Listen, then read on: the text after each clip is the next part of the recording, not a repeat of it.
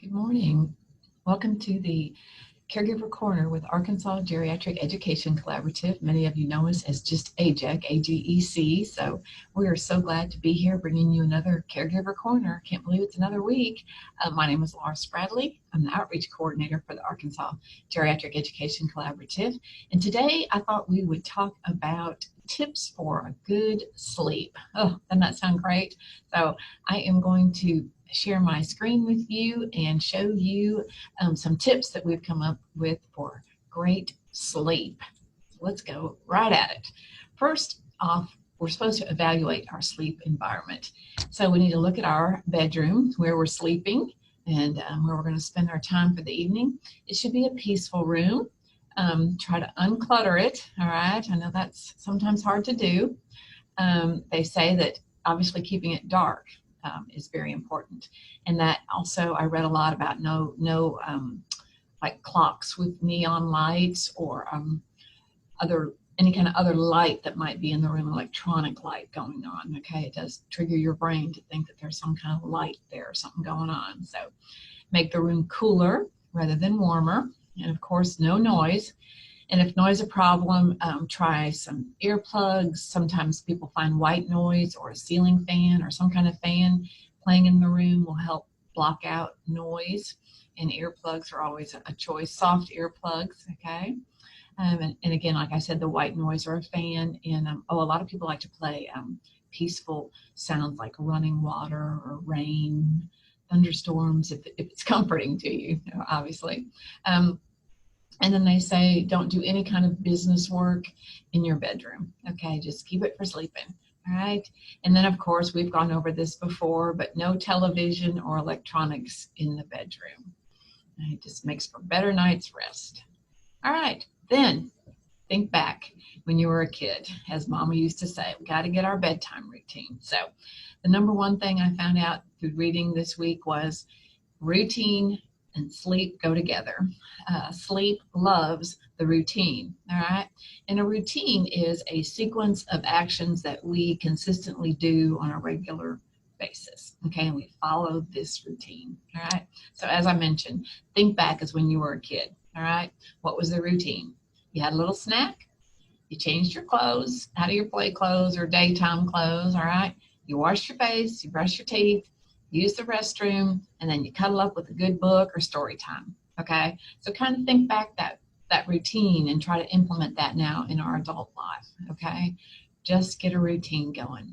And that means at the same time, approximately every night, okay? Even if it's a weekend, your day off, whatever, try to stick to that same routine of time.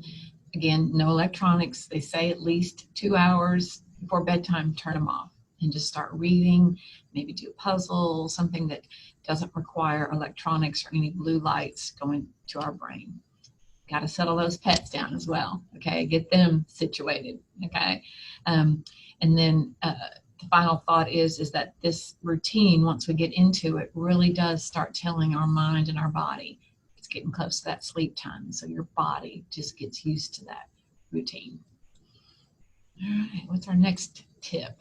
Oh, some things we do not probably want to do before going to bed.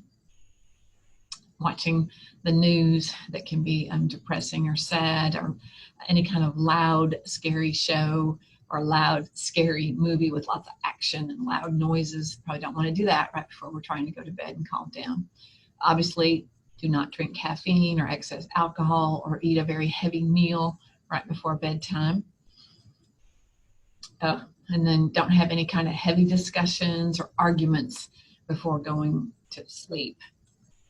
And then you don't want to do any intense exercise, like they say, within 3 to 4 hours of going to bed. You know, a leisurely stroll around the block before you start your routine of cleaning up for bedtime is one thing, but no intense exercise for about 3 to 4 hours before you go to bed. And then here's that thing again, no electronics, okay, for 1 to 2 hours before bedtime.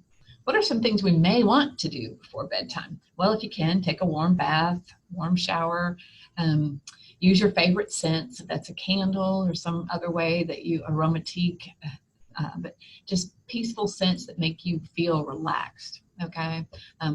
Like Grandma used to say, drink some warm milk. Okay, you might want to learn meditation to start freeing up our mind of whatever we're worried about or thinking about for the day. Take a little leisurely walk, like I said, around the block. All right, not jogging, just a little stroll, okay, especially in this great weather. Try some porch sitting, okay, reading, doing a puzzle, like I said, even a crossword puzzle in the quiet, okay, just yourself and your puzzles. But the group puzzles are fine too, if you have someone in your house that likes to do puzzles with you. All right, some other suggestions for getting a good night's sleep. Obviously, eating a well-balanced diet and food all the time can't go wrong, okay? And with that, drinking plenty of water during the day. And I know myself, I'm guilty. You can't catch up. You need to pace that water all day long. Our bodies need it, okay? Then the second one, that's kind of hard sometimes, but get rid of your worries, okay? Just give yourself permission to deal with it in the morning.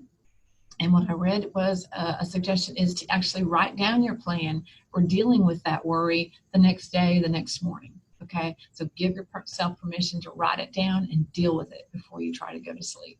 All right, and then name your blessings, even if they're the tiniest little blessing. Write those down too before you go to bed, or at least think them through in your mind what you were thankful for. A couple of things each day. Thankful for the beautiful flowers, the birds that are out. Okay, we've gotten some more freedoms as to where we can come and go, but still just any kind of small blessing is very helpful. And then a lot of times I've read, try journaling, okay, before you go to bed, or journal your sleep so that if you are having sleep issues, when you finally decide that you need to call your physician about sleep, you do have a record of what's been going on during the day, why you might not be sleeping, and that's helpful too in a kind of healthcare practitioner that you might be reaching out to regarding your sleep if the problems can continue to persist that you're having. So those are just some other suggestions. I hope this helped. It was just a brief little caregiver corner for you, and it goes for you or your loved ones to think about our sleep. Okay, we want to thank you for your time and thank you for tuning in to Caregiver Corner. I've posted some ways to get in touch with us always. We're on Facebook, the web, and now we're even on Twitter. So follow us, however you want to follow us. And we want to give thanks to our grant funder. We are funded through Health Services Administration Workforce Grant, and we are so thankful. And we are part of the Department of Geriatrics here at the University of Arkansas in the Donald W. Reynolds Institute on Aging, to which we're very thankful as well. So have a great day and enjoy your sleep. Bye-bye.